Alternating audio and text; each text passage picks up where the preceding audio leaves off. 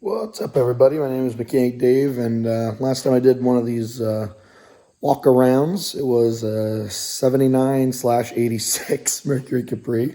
Was a little unsure on the year on it at the time, but I'm here with my other Fox body, which is dubbed Snow Fox.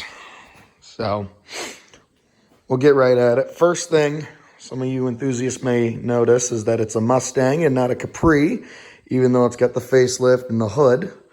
You can always tell the Mustangs from the Capri. The Capris have a flat fender. The Mustangs, they got that arch on them. Another way you can tell, the hood's different, obviously. These side louvers are different. Instead of, vertical, they got 3 horizontals on there. Sometimes the rear hatch is different, but that's, I think, only 79 through 82 Capris were flat like the Mustang, and then the rest were bubble hatches. But taillights on a Capri are also different, which these taillights are off of an 87, 88, dubbed the cheese graters by the Fox body community, which are actually kind of hated upon. I don't understand. I think it looks pretty good. But other than those minor details, everything in the car is identical. So, you see my roadkill sticker. So, we'll start up front in the engine. So we have an SVE 3-row aluminum radiator and dual electric fans. We got smog delete, AC delete. This washer bottle is actually off of an 87. In the 4i Foxes, there used to be this big plastic box that would be right here. It was just ugly and shit, and I needed a place to mount the overflow tank, so I put that one in. And I really like it. Really cleans it up. 302 stock-ish.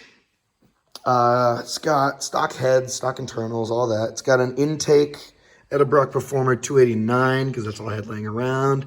It has a Holley Quick Fuel 750 carb, which some people might think is too big. I think it's just right. Nice Edelbrock air cleaner in there. MSD coil. It's got... yeah, that's about it. I'm getting a new distributor because this one's seized in there. And I will probably be getting an SVE high torque mini starter because this one's having issues. You can see right here, that is a fuse for the subwoofers I have in the back.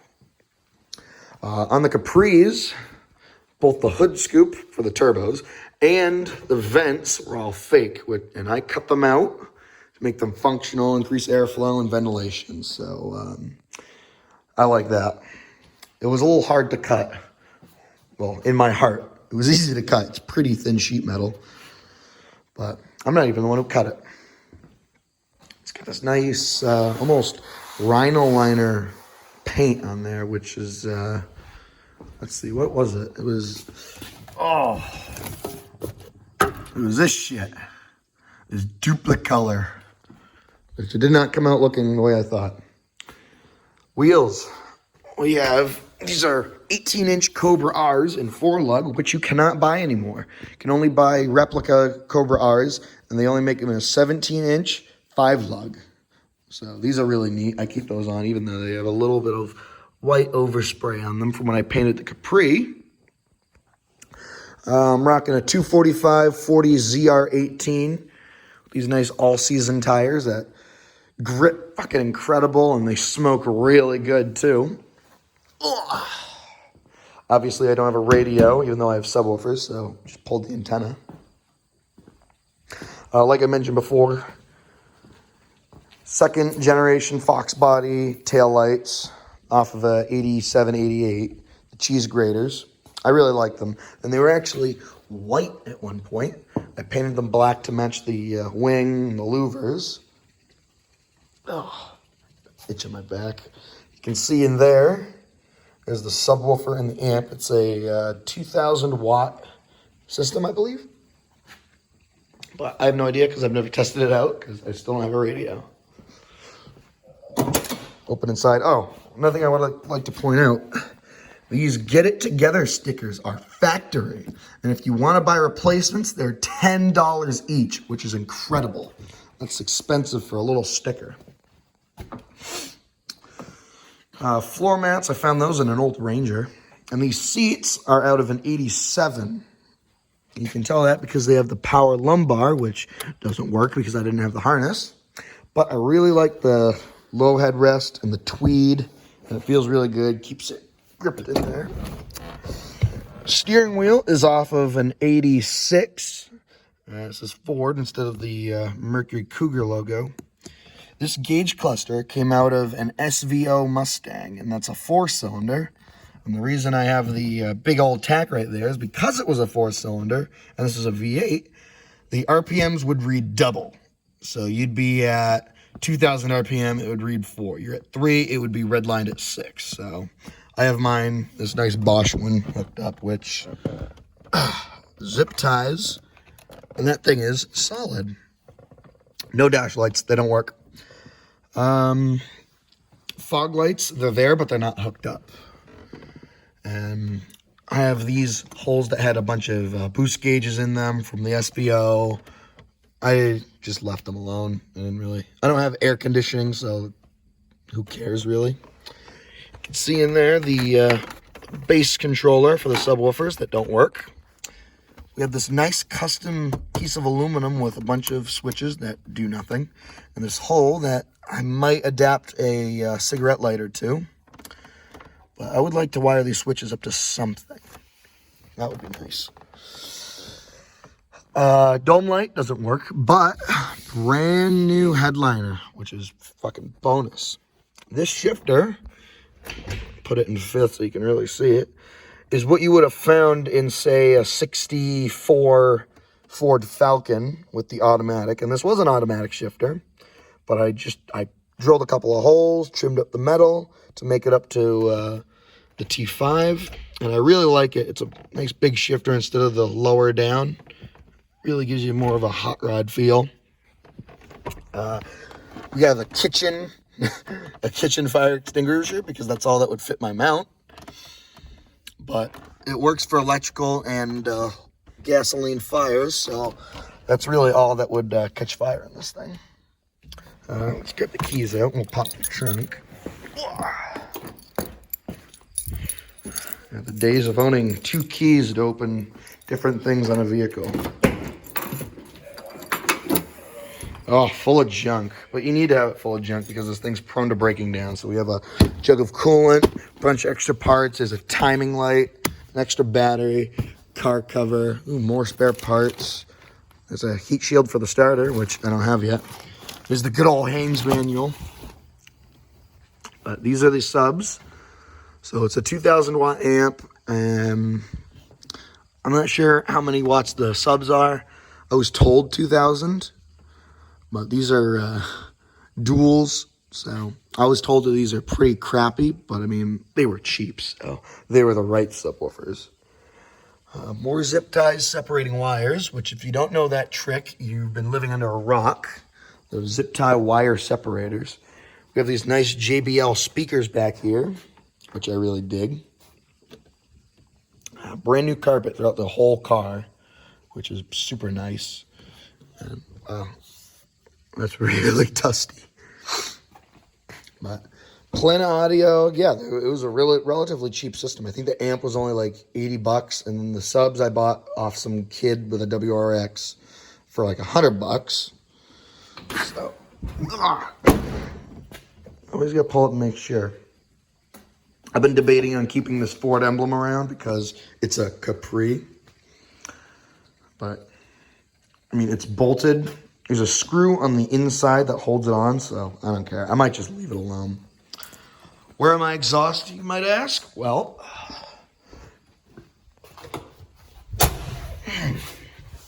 ta-da! There they are.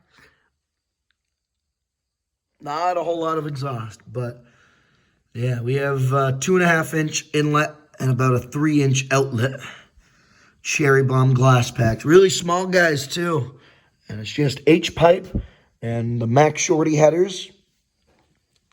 And it is loud. And it shoots fire all the time. But You can't see it because it's underneath the car. But you can definitely hear it. It does sound like gunfire at times. You go through a tunnel, you can't hear for the next mile or so. I really like this black striping on the doors. A lot of times you'll see it's just white there, and then you'll have your trim. But I really like this like almost blackout stripe. Really cool. What else? Oh, the washers. They did not work at all. In fact, they were actually missing. So I had to piece together another from another vehicle. They had no lines. I didn't have the squirter. So I'm lucky that if I do happen to get caught in a rainstorm, which I hope to God I don't, because fox bodies and rain do not mix very well. But these are really nice wiper blades, and they work really good. What else? Oh, this paint is called Oxford White, but there are so many imperfections. Oh, you can really see that starting to bubble through, but it's not crinkly, so I'm not worried about it too much. But that is the real Oxford White. This is a reproduction color. So he clearly did not do a good job, focus, he did not do a good job of painting. You can see it doesn't even look like he scored it up to make it adhere better. And then whatever imperfections I just hit with the universal white. The black on this wing is a semi-gloss, I think, something like that. No, this is a semi-gloss. I think this is just a gloss. And then that's the Duplicolor crap. Focus, come on, stupid iPhone. I do have plans to paint the bumper. And the bumper was not a factory air dam. This is put on, I think it was aftermarket. But I just have it held on by bolts and whatnot. And that's actually why my license plate is slightly off. You can see the bolt pushing on it. It was also not a factory fog light car, so I added these ones, which I wish I had the, I don't even know how to pronounce them, something beginning with an M and ending with an I. But I have not wired those up yet. I'm not an electrician, I am a mechanic, so, oh well. Oh, another fun fact about this hood is that it came off of a factory 5.0 Capri. Focus, damn. And the way you can always tell is, oh, I like that. It gives you the firing order. 13726548. Gotta love that stuff. But you can usually tell right in there, it says 5.0. And on newer vehicles, it'll say group, and then it'll say your engine displacement. Bunch of vacuum and emission crap, which is not there anymore. Come on, focus. Jeez, what a god-awful camera. I should have used the GoPro. This vehicle was in an accident. May not look it, but one way you can tell is look right there. It's a little crumply. And you can see that shock is off-centered a little bit. But that oddly does not affect the driving. It drives perfectly straight down the road. Over here, you can really see it split there and all that crap. Yeah. And keep the GoPro out of the way. So do this with one hand. Oh, come on. Over there. Oh. You can see the massive gap right there versus over here. And that's about as center as I could get it. I tried. Oh, another fun fact. So the Capri lettering on the hood, factory, they're supposed to be 3 inches apart. That's 3 inches. That's 3 inches. Then you'll notice the C and the A to the P is 2.5. I messed it up, but I was very close. I was half an inch off, but you can almost not see it. It's kind of obvious now that I pointed out, but whatever. Hood pins were straight out of Advanced Auto Parts. They were actually the most expensive ones there, as opposed to the the pins with that flip up, which I had those on my other Capri, and they sucked. I hated them. Plans for this car, it might need a new transmission. Going into second gear at high RPMs, it does not like it. It'll grind pretty aggressively. And sometimes fifth will kick you out into neutral. So, it's a T5. They're pretty fucking weak anyways.